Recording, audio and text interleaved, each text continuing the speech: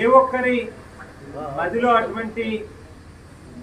ఆలోచన కూడా తట్టుండకపోవచ్చు. అది కేవలం రాజశేఖర రెడ్డి గారి యొక్క ఆలోచనే ఎందుకు అయ్యింది అని అంటే,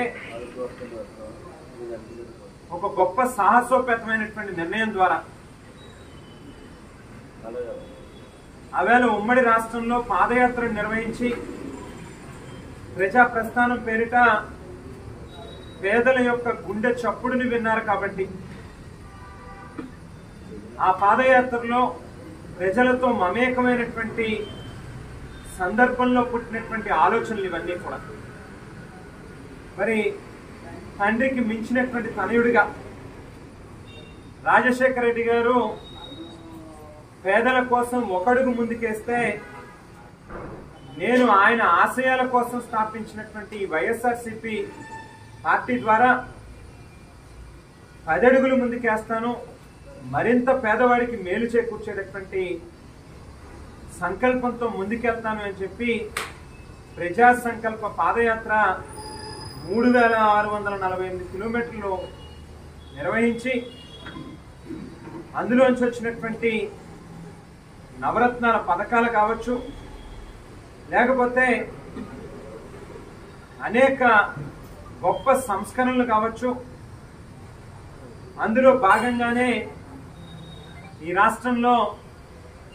పేదవాడికి నాణ్యమైనటువంటి సూపర్ స్పెషాలిటీ వైద్య సేవల్ని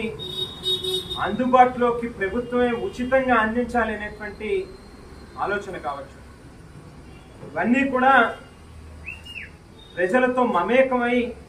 దగ్గర నుంచి వారి యొక్క సమస్యల్ని, కష్టాలని చూసి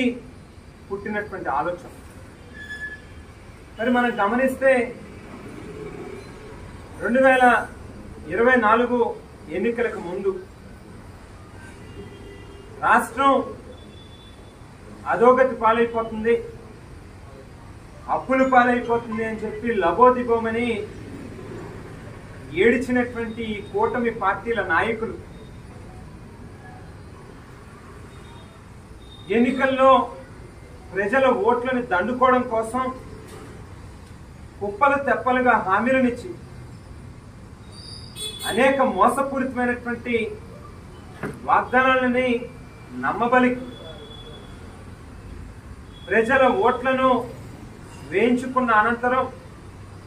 అధికారంలోకి వచ్చిన తర్వాత చంద్రబాబు నాయుడు గారి యొక్క సహజమైనటువంటి నైజం, బుద్ధి